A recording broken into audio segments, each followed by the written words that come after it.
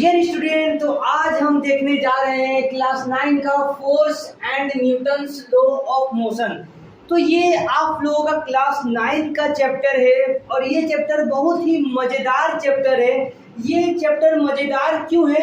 क्योंकि एक जो है टॉपिक इसमें जो है बहुत ही कम है और तुरंत ख़त्म हो जाएगा ये चैप्टर, इसलिए वो ये बहुत ही मज़ेदार है और ये चैप्टर से आप लोग बहुत कुछ आप लोग सीखिएगा।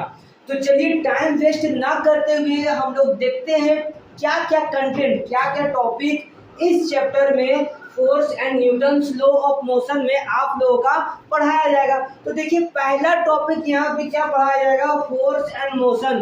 तो आप लोग बोलिएगा बस सर ये फोर्स हम लोग को याद आ रहा है, हम लोग 8 क्लास या 7 क्लास में कहीं ना कहीं पढ़े थे फोर्स के बारे में और आप लोगों को कहीं ना कहीं डेफिनेशन भी याद आ गया होगा फोर्स का। आप लोग बोलिएगा सर फोर्स का डेफिनेशन होता है पुल और पुश। कोई भी चीज को पुल करेंगे या पुश करेंगे उसी को फोर्स कहते हैं। तो हम बोलेंगे एकदम करेक्ट आप आंसर दे रहे हो, लेकिन क्या ये पुल और पुश जो था वो आप लोगों का 7 और 8 का डेफिनेशन था, लेकिन आप लोग अब 9 में पहुंच चुके हो जो कि फोर्स का डेफिनेशन अब बदल जाएगा, कुछ एक्स्ट्रा आ जाएगा उसमें फोर्स का डेफिनेशन। ओके, अब फोर्स लगाने से इफेक्ट ऑफ फोर्स, दूसरा क्या है इफेक्ट ऑफ फोर्स। अब हम लोग ताकत लगाएंगे कोई भी चीज में तो फोर्स का इफेक्ट क्या क्या चीज हो जाएगा।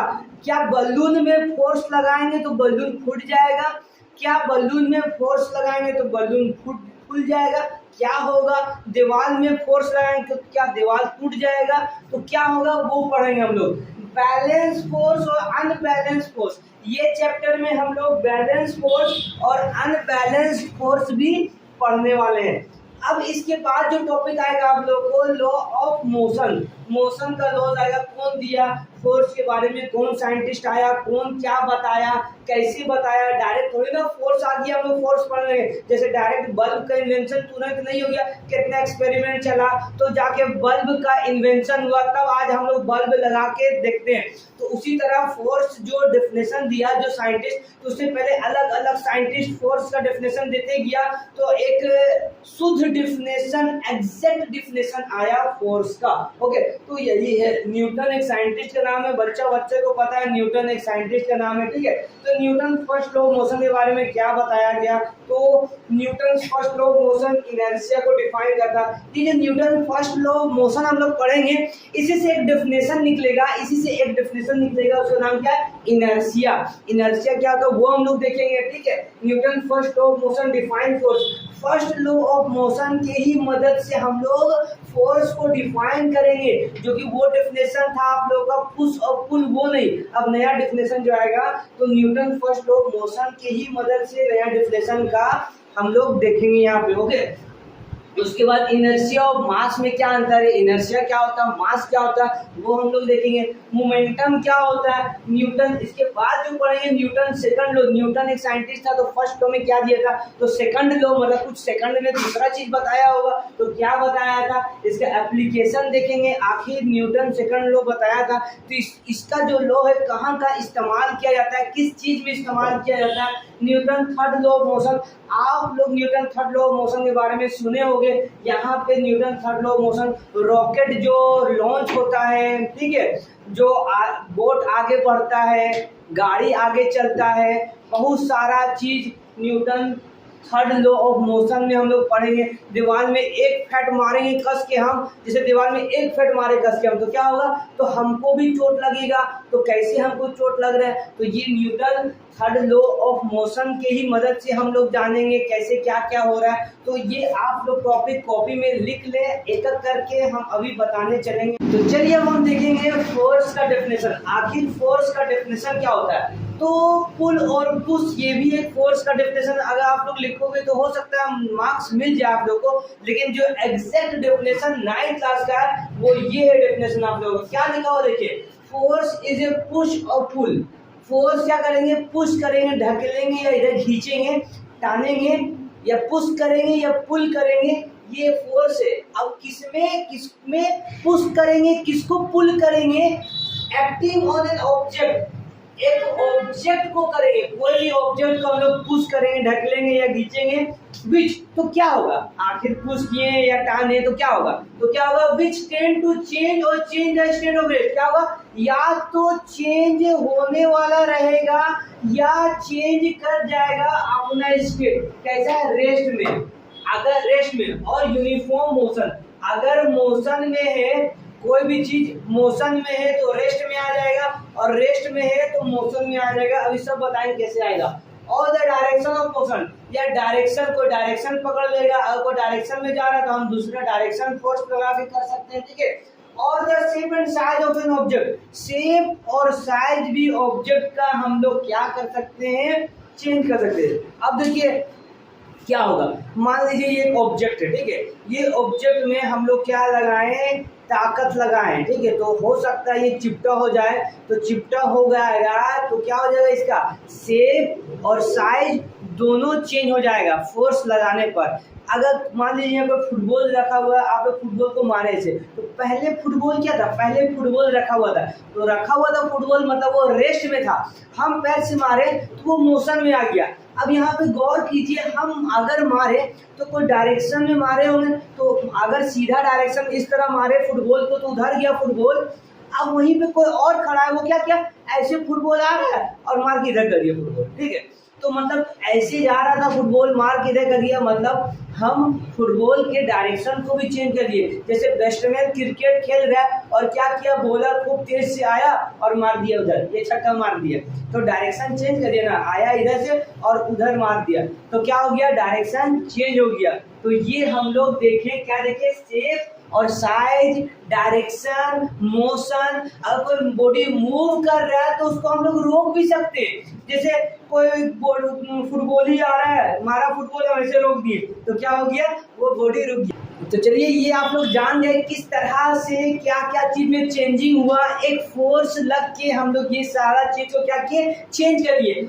अब यहाँ पे आखिर मान लीजिए ये कोई बुक है, ये बुक है, इसमें लोग फोर्स लगा रहे हैं, या कोई भी चीज में अभी हम लोग फोर्स लगा रहे हैं, तो क्या होगा, आखिर फोर्स लगाएंगे, सॉरी ये इफेक्ट ऑफ फोर्स, आखिर हम लोग कोई ऑब्जेक्ट में ताकत लगा रहे हैं, फोर्स लगा रहे हैं, तो इफेक्ट क्या क्या हो सकता है, क्या क्या हो सकता है, आप लोग थोड़ा दिमाग में सोचिए क्या क्या हो सकता है। तो क्या क्या हो सकता है, force can change the motion, अभी जस्ट बताएं आप लोगों को, फोर्स के मदद से हम लोग कोई भी ऑब्जेक्ट को, अगर कोई रेस्ट में है तो उसको हम लोग क्या कर सकते हैं, मोशन में ला सकते हैं। जस्ट फुटबॉल का एग्जांपल, आप लोग हजारों एग्जांपल ले सकते हो, कोई फुटबॉल रखा हुआ उसको मार दिए मोशन में आ गया, पहले कैसे था, रेस्ट में था, मारे तो मोशन में आ गया, तो एक फुटबॉल हो गया।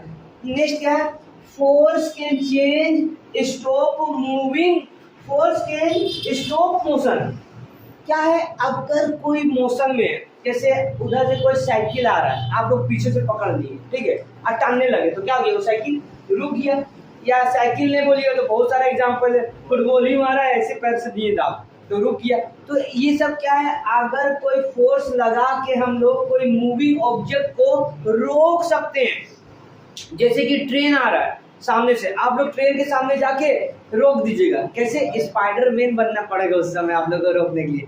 तो मूविंग ऑब्जेक्ट था, ट्रेन मूव कर रहा था, अपना ताकत लगा के ट्रेन को क्या किया, हम लोग रोक दिए, लेकिन शर्त होना चाहिए कि आप स्पाइडरमैन आपको होना चाहिए, ठीक है।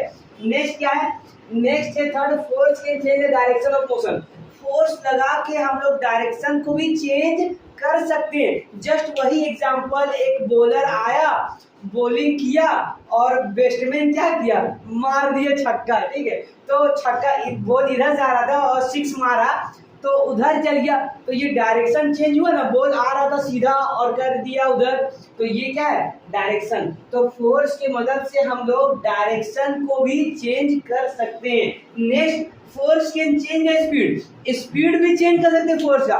मान लीजिए कोई बॉलर आया एकदम, मान लीजिए शोएब अख्तर का बॉलिंग से एकदम बॉलिंग करते आया, ब्रेटली का स्पीड लेके आया, अब बॉल फेंका, और क्रीज में कौन है, सचिन तेंदुलकर है, क्या क्या सचिन तेंदुलकर, बैट से बॉल को रोक दिया, एकदम वहीं पे रोक दिया, क्रीज के पास, पिच के पास ही रोक दिया। तो क्या हुआ, बॉलर पूरा गुस्सा गया कि हम इतना जोर से बॉलिंग किए और वहीं पे बॉल रोक दिया। मतलब 120 किलोमीटर पर आवर का स्पीड से बॉलिंग किया और बॉल को क्या किया, रोक दिया। तो ये फोर्स कैन चेंज स्पीड। तो स्पीड भी हम लोग क्या कर सकते हैं, फोर्स लगा के सचिन तेंदुलकर बैट से क्या किया, फोर्स लगाया ना, उतना स्पीड जो बॉल आ रहा था उसको रोक दिया। तो फोर्स लगा के हम लोग स्पीड को भी चेंज कर सकते हैं और क्या कर सकते हैं, फोर्स के रोका नहीं, मतलब बॉल बैट से जो मारा तो हल्की हो गया, हल्के हल्के जाने लगा, तो स्पीड का चेंजिंग हुआ ना उसमें। Force can change the shape and size of the object. Force लगा के हम लोग शेप और साइज भी चेंज कर सकते हैं। कैसे, मान लीजिए आप लोग मम्मी आटा जो होता है उसमें पानी डालने के बाद गूंधा जाता है, गूंद दिए आटा, ठीक है, उसके बाद आप लोग उधर चाहे एक फेट मार दिए आटा में, एक फेट आटा में मारे, आटा जो गूंधा हुआ था तो उसका शेप इतना गोल सा था, शेप और साइज चेंज हो गया। तो शेप और साइज भी चेंज कर सकते हैं, लेकिन उधर से आपका मम्मी आपका फेस का शेप और साइज भी चेंज कर देगी, क्योंकि आप आटा को खराब किए तो आपका भी शेप और साइज चेंज हो जाएगा, ठीक है। तो ये आपका था इफेक्ट ऑफ फोर्स। फोर्स लगा के ये सब चीज हम लोग कर सकते हैं। एक बलून टूटा हुआ उसको भी हम ऐसे करेंगे, फोर्स लगाएंगे तो उसका शेप और साइज चेंज हो जाएगा। तो इस तरह से हम लोग इफेक्ट ऑफ फोर्स देखें। अब फोर्स दो तरह का होता है, एक अनबैलेंस्ड फोर्स और एक बैलेंस्ड फोर्स। नेक्स्ट टॉपिक वही हम लोग देखेंगे, आप लोग इसका जल्दी स्क्रीनशॉट ले लें या लिख लें। चलिए अब हम देखेंगे balanced force and unbalanced force क्या होता है। तो देखिए बैलेंस्ड फोर्स क्या होता है, पहले आप लोग एक एग्जांपल बता देते हैं तो जल्दी समझ में आएगा। मान लीजिए हम इधर से या कोई भी इधर से, हम मान लीजिए कैप्टन है या जज है, वहाँ एक रस्सी रखी लंबा सा, 5 स्टूडेंट को बोले उधर पकड़ने के लिए, 5 स्टूडेंट को बोले उधर पकड़ने के लिए, और बीच में एक लाइन खींच दिए और वहां कुछ रस्सी में बांध दिए, बोले वो किधर जाएगा, उधर जाएगा या उधर जाएगा देखेंगे। तो स्टूडेंट लोग दोनों तरफ से फोर्स लगाने लगा। अब दोनों तरफ से फोर्स लगाने लगा तो पता चला बीच में जो रुमाल या कुछ भी लटका हुआ था, वो लकीर जो लाइन खींचे थे वो वहीं पे ना उधर जा रहा है ना इधर जा रहा है। मतलब दोनों तरफ ना उधर वाला इधर टना रहा है ना इधर वाला इधर टना रहा है, मतलब दोनों का पावर सेम हो गया। देखिए यहाँ पे मान लीजिए ये एक रस्सी है और यहाँ पे कुछ लगा हुआ एक लाइन, और ये इधर से भी टानना है और इधर से भी टानना है।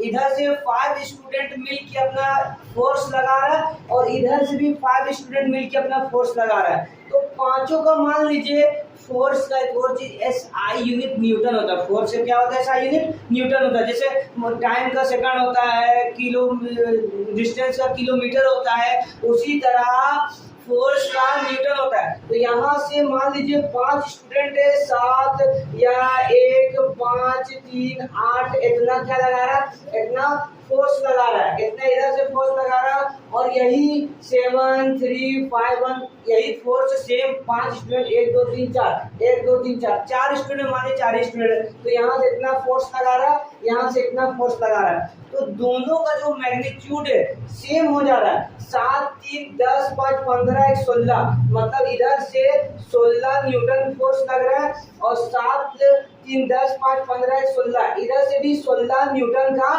फोर्स लग रहा है। ओके, तो दोनों तरफ से देखिए सेम न्यूटन का फोर्स लग रहा है 16 16। तो ना रस्सी इधर से इधर जाएगा ना रस्सी इधर से इधर जाएगा, क्योंकि ये फोर्स जो है वो बराबर है।